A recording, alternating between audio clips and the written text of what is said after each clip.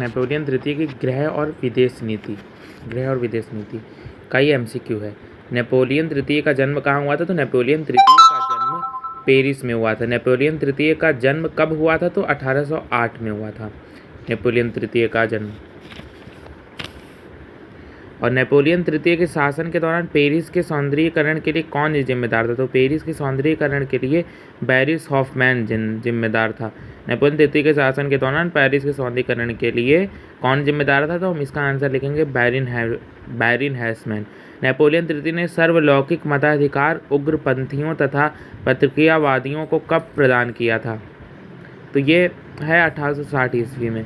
Napoleon तृतीय ने सर्वलौकिक मताधिकार उग्रपंथियों तथा प्रतिक्रियावादियों को कब प्रदान किया था? तो 1860 ईस्वी में।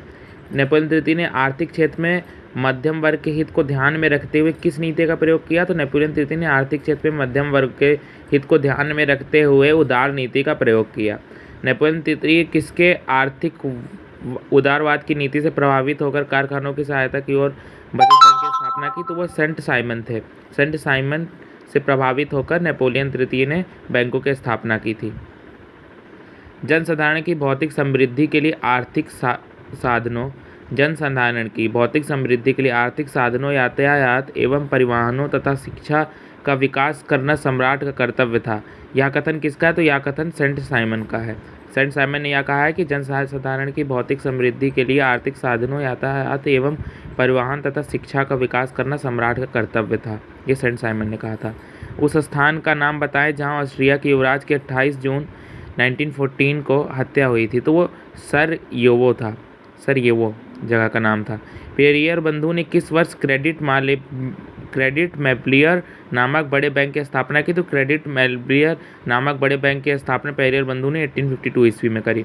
नेपोलियन तृतीय ने आर्थिक सुधार के अंतर्गत किन कार्यों को किया? तो नेपोलियन तृतीय ने आर्थिक सुधारों के अंतर्गत निम्न सारे कार्य करे। उपयुक्त सभी इसका आंसर होगा।